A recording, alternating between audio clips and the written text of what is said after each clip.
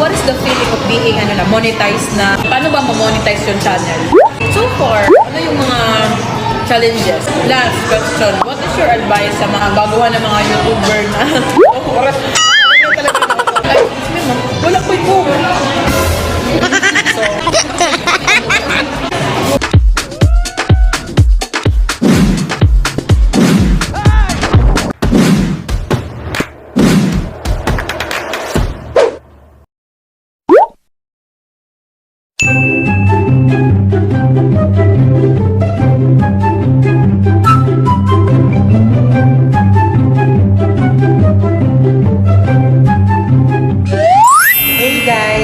again, Kier's Alfredo Lopez, and welcome to my YouTube channel, Kier's Alfredo Lopez. And for today's video, I'm with my friend, my number one supporter. So, nandito na naman tayo. Wala naman yung makakasama niya. As always, walang iba. So for today's content is, syempre, konting snacks. Pero snacks, it's a meal. Makain na po dahil libre niya. May ikukwento kami mamaya sa inyo. So, ano muna order namin? Kakain lang So, what we have in our table? I'm going to try this new product nila, no? Which is itong Choco Floats. Diba? Pagka naman Jollibee. And of course, peach mango pie. Kasi medyo busog ako today. I have, syempre, my favorite, the burger steak. And wala silang regular fries. So, syempre, avail. So, ang order ko ay jumbo fries. Ano yung friend ha? Oh, it's a libre, so you need to buy your own. Say what? So, matagal ko nang gustong i-try. Bago lang na product din nila ito. I wanna try this sa ibang branch ng Jollibee kaso hindi available. So, this time available na. Ano ba yan? I wanna try this. My favorite, cookies and cream sundae hotdog. So, I wanna try this one. Tingnan nyo. So cute. So yummy. Hindi pa rin yan pwedeng i-share sa akin. Hindi. Bumili ka. Di ba libre mo to? So, panindigan mo. Bakit kami nagsama kayo ng friend ko? Kasi for today's video We is, want to celebrate something. yes, it's my new achievements. Ano ba yung new achievement na? For you, ano siya? Small siya or big achievement? For me, it's a big achievement. So, sa lahat ng mga nakakapanood na ng post niya sa Facebook, na kami ay tinitingnan na dito. Pero tuloy pa rin. Isi-celebrate namin yung achievement niya dahil na-monetize na yung channel. Take note, it's a big achievement for a local vlogger na hindi naman talaga into vlog. Parang katuwaan lang. Yes, Nagsimula talaga yun sa plan-plan lang na mag-vlog kasi sayang yung mga travel. So, yun. Na-explain din mo. Kinare niya kasi sa akin. So, Yes, guys. nakikita ko sa mata mo, you're so happy. Ay, gano'n. You're so dramatic. Yes, guys, totoo yun. For almost 1 year, I think it's 11 months, finally na-monetize na talaga yung channel ko. Dream mo lang yun, di ba? Dream mo. Yes, Lagi niya so- sinasabi sa akin na sana hindi pa mag-anniversary yung vlog niya. Monetize na siya. So, baka next vlog, pag-anniversary vlog na niya, oh, may pera na ko. Or ako, hindi pala ako. Siya pala ba? Yun na lang yung anniversary vlog. Soon. Makapera ba? Kaya subscribe, watch na kayo, like, ganun. Support him. So, I have my question para naman makinabangan yung pag-ibig niya sa akin. First question, what is the feeling of being monetized na iba kasi umaabot ng 1 month or 1 week na mag-apply, hindi pa ma-approve. Pero sa'yo, in just a span of 2 days or 1 day, ma-approve na. So, what's the feeling? Di ba alam mo, friend, anong gabing nag-apply ako? Tingin sa kalaman ng iba, siya talaga yung parang alas 12 yata yun ng ating gabi. Sabi ko, friend, pwede na ako mag-apply sa YouTube partner program. Yung feeling ko is mixed emotion. Kasi nakaka-touch parang yung hard work ko for a period of time is nagbunga talaga siya beyond expectation talaga yun. Kasi naman akala na before just for fun na, pero ito qualified na sa monetization as in extreme happiness talaga. Akala mo gutom.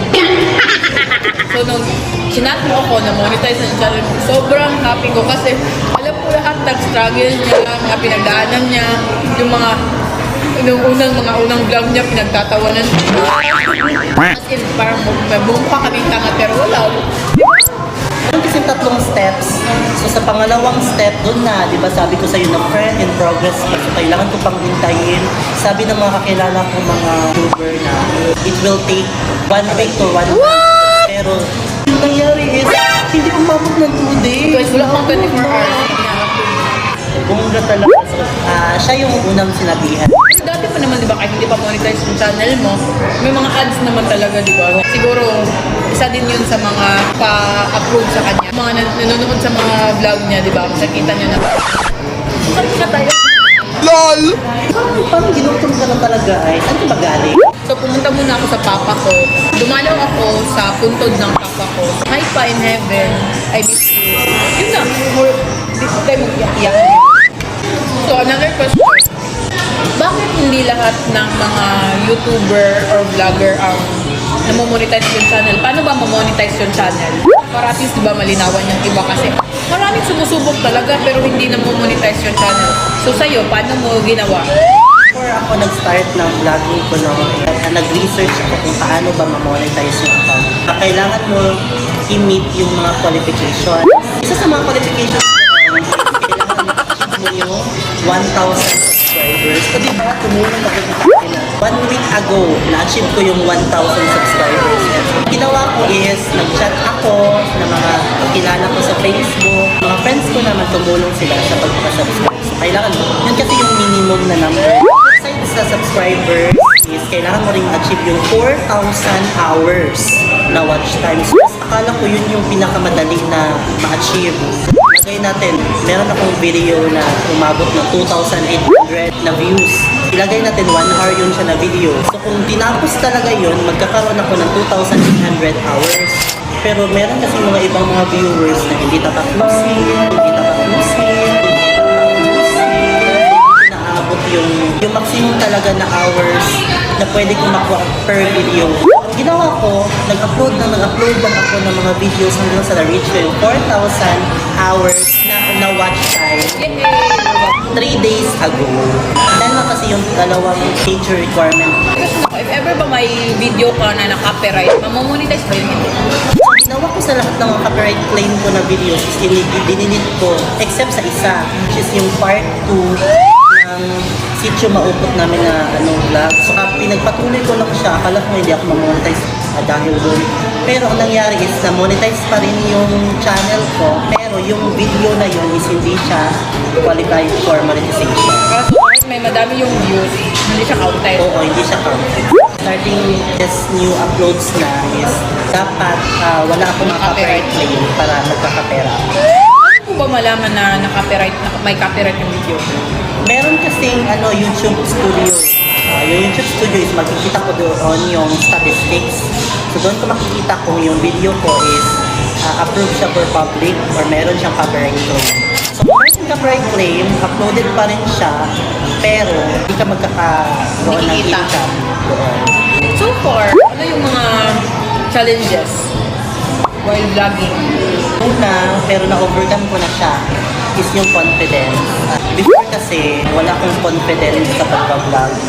Pero dahil kasama ko yung mga friends ko, parang mag-feel mo na gusto rin nila yung ginagawa ko, parang nagpapakita sila ng support. So, parang nag-boost na yung confidence ko for 11 months of vlog. Another challenge is yung pagpili ng content. Yun. Kasi yung pagpili ng content kasi may mga content na hindi talaga attractive. Hindi patok sa viewers. Oo, hindi patok sa mga viewers. Kailangan kong mag-isip ng mga magagandang content. So, ano yung challenges? Editing. Oo, editing. Kasi I'm a public school teacher. Napaka-busy sa work. So magkakaroon lang ako ng moment sa vlogging kung walang pasok or kung weekends, ganun, or holidays. Siyempre, yung mga time na rin yun lang yung panahon ng pag-vlog at saka pag-edit at the same time. So yung edit talaga yung grabe kasi it will take weeks finish. Hindi naman talaga ako nag-hire ng editor kasi sariling sikap na yung mesh. So yung editor, videographer, lahat na ikaw na. Ako na lahat, di ba? So far sa 20 vlogs ko, 20 plus vlogs ko, ako na talaga gumawa at umedit mo ng lahat. Bakit siya challenge? Kasi hindi ko dapat compromise yung work ko dahil ako lang. You still performing your work as a Yes. public. Yes. Ginagawa ko lang itong vlogging during leisure time. Kagaya ngayon na nandito ka, di ba, Sunday ngayon. So, last question. What is your advice sa mga baguhan ng mga YouTuber na oras talaga para magkalat ilan na yung subscriber. Pero like sa mga kapitbahay natin or yung sa mga students mo na ano yung advice mo sa kanila? Actually, after I posted that video, the appreciation post ko for myself na nag-reach na ako ng new milestone, marami nag-chat sa akin kung paano ba yun ma-achieve. My piece of advice for you guys is, dapat meron kang tiwala sa sarili mo. Don't rush things. Mag-enjoy ka lang. Ba't ako nag-advise? Do not rush things, huwag madaliin, one step at a time. Kailangan ng hard work at saka trust. Kagaya ko, meron ako mga doubts, patuloy ko ba to? Pero mas marami kasi yung mga tao na sumusuporta ka sa akin kaysa yung sa mga nagda-doubt sa akin. At kahit isang fan lang, kagaya ng friend ko, Na naniniwala talaga sa'yo. you can achieve that. Siguro ako, ang word na ma-describe ko sa kanya is consistent. Yun talaga yung kailangan kasi you need to be consistent in everything. Consistent ka sa pag-i-edit, mag-vlog, magko-content, na kahit ganito lang. So at least mag-vlog ka. Pag-upload, di ba? Para maparami yung views. Dapat huwag mawala talaga yung consistency kasi pag mawala yun, hindi ka na ng gana, di ka na mag-upload kahit agad, di ba? So, friend, di ba, monetize ka na sa YouTube. So, are you planning to mag-apply sa magawa ng Facebook page or sa Facebook naman ang gawin mong media? Actually, I created a Facebook page kagabi. Kung papala rin, why not? Itatry ko siya kasi kung medyo challenging yung kailangan na ma-achieve sa YouTube para monetization, sa Facebook naman is medyo challenging din siya, friend. Bakit? Kagaya ng pag-challenge ko dyan sa pagkain. So, friend, kailangan ko ng 600,000 minutes na watch time. So, kung i-convert natin siya sa hours, so kung sa YouTube is 4,000, sa Facebook naman is 10,000. Tapos, ang kailangan na followers Facebook page is 10,000. Grabe. Advice ko sa'yo, friend, try mo din sa Facebook, di ba? Malay mo, di ba mas madaming views sa Facebook kaysa sa YouTube kasi yung mga tao mas more on Facebook talaga sila kaysa sa YouTube kasi mas mahal ang load sa YouTube, di ba? Dami ang user ng Facebook. Kaso, ang dami pala, 10,000. Di ba sa YouTube is kailangan ma-achieve mo siya within 1 year?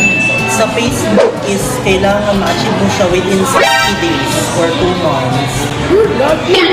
Sige, tatry ko. Paki-like, guys, paki-follow. So, yun pa rin yung advice ko sa'yo, huwag ka mawala ng pag-asa. So, go for it, di ba?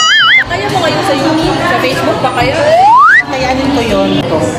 Patuloy kayo sa pag-support ko. Follow and abangan yung mga uploads niya sa Facebook page. So, kami ngayon ay kakain na. Kaya pa lang ako makakain. So that's it for today. Once again, thank you so much sa mga supporters ko. And Ngayon ko lang na-discover. Okay. so once again, thank you so much. Ay, wala ko ito. So once again, thank you so much, friend. Thank you din, friends, sa pagsama ko sa vlog na to. So that's it. Bye! Excuse me, ma. Karoon na ako na-discover kung ito. Ba't ito?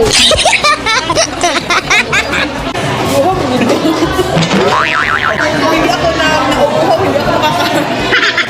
Bakit kami nagtatagalog? Kasi i-try namin na starting from this vlog is Tagalog na talaga yung... Pero marami ko nang i-upload, di ba? Yes, marami pa ako mga Bisaya na vlogs na hindi ko pa na-upload. So, starting ngayon is magtatagalog na kami para ma-expand yung audience. Yung audience ba, at least makanood yung Tagaluzon.